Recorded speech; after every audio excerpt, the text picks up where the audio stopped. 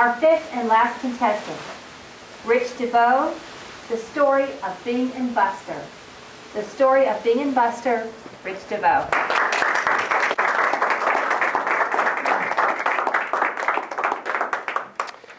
Thank you, Madam Contest Master, fellow audience members, and especially our veterans. A lot happened in Florida during World War II. We had the formation of Camp Blanding, which is a city that just popped up out of nowhere. It had 10,000 buildings, 125 miles of paved roads, the largest hospital in the state. It was the fourth largest city in the state. And we have a picture here of some men relaxing after a long day in the barracks. Looks like a little bit of a photo op, but you get the point nonetheless. We also have a picture of an overhead view next to kind of a lake and reservoir and all the nicely arranged houses. Really just a city that popped up out of nowhere, a lot of change in the air. And not only buildings and roads moved in, but we also had a lot of personnel that were training as well. So that also occurred down on Miami Beach. And we see a bunch of men arranged in rows with chemical masks on, and this is probably a grim moment for them, so you'd think that they would have liked to have enjoyed some of the fine ladies in bikinis that are normally on South Beach. But I think afterwards, many of them enjoyed that before heading off to the perils of war. But, you know, Florida during World War II, not really about the trends and the facts and the long arguments by historians. I argue that it's about the personal stories. For that, I want to introduce Bing and Buster. And Bing and Buster were a rebellious folk. This image for them started during college. And they skimmed off their parents' tuition money.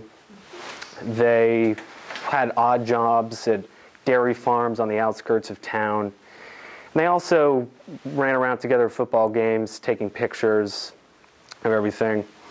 You can see that image of doing their own thing together, and it really transferred itself to their flying lessons that they took throughout college, and they put all the money that they earned into that, and that ended up being their college adventure. But by the time they had got to being Army Air Force pilots in Central Florida, we don't know the name of the base, they were probably fed up with all of the flying, as exciting as it is. And the procedure and the rank and file style of the military probably bored them to death too. So they were off for a new adventure. And this adventure involved a business, and they bought a seaplane, and they flew out over the Gulf of Mexico, and they spotted little sections of fish. They would land, they would hop out onto the pontoons of the seaplane, they would enjoy the scenery, they would put their legs in the water, and they would fish, and they would pile as many fish as they could into the seaplane. And then they would fly back and sell them for a handsome profit. And this ended up being a very good business because there was a shortage of fishermen during World War II in Florida. And also they had this competitive advantage where they could spot the fish and get them much quicker than the people still in the fish boats. So they made out well. They paid back the seaplane many times over. And this was very exciting for a while, but then they had to go off for a new adventure because they were always looking for new trouble. So they decided to target a competitor. And his name was Dave Anderson. And he owned a small freshwater fishing operation near Punta Gorda. And it had lakes and streams and ponds, and it was a tourist operation too. They'd take people out to catch fish, and they also sold fish for profit. But Dave Anderson had such a good operation that Bing and Buster couldn't really take advantage of, stealing fish. Wasn't too exciting and probably a long battle. So what Bing and Buster decided to do instead was go after a bigger catch, and that was Dave Anderson's daughter. And Patricia was seated outside of a pool right next to the lodge. She looked like Betty Gramble, which was a popular pinup during World War II throughout the war. So this is a very well-known picture. Some of you probably recognize this. Yeah? Here. So Bing and Buster knew that this was their chance. So they swooped in the plane. Bing was at the controls, and they flew a circular formation around the pool. Buster quickly grabbed a page from his guidebook, wrote a request for a date on it, wrapped it around a wrench, and then tied a handkerchief around this and threw it out towards Patricia. Luckily, it didn't hit Patricia. And I think that's the only way that he could have blown this opportunity, because if you think about it, many of the ladies in the audience know that two young, swashbuckling, entrepreneur rebels in uniform, that's pretty much the best combination out there.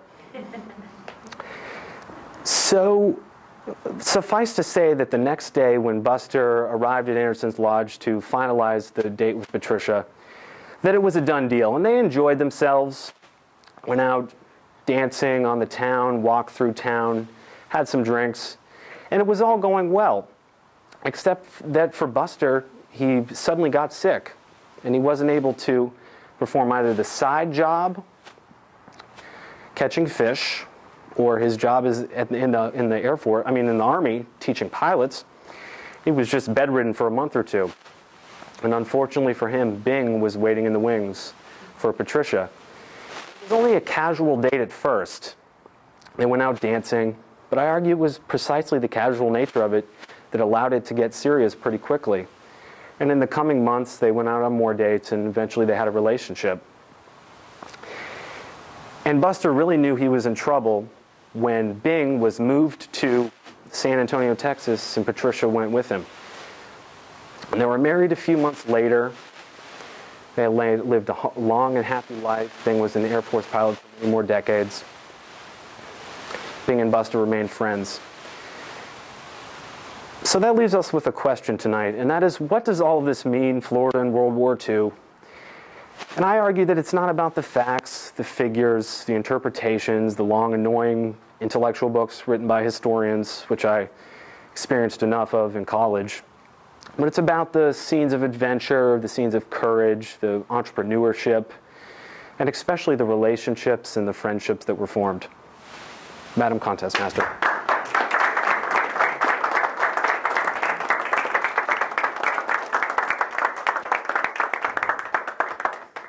Thank you, contestants. Wasn't that fabulous? Good? Thanks. Now we have 3 minutes of time silence for the judges. I think I barely made the time limit. Yeah.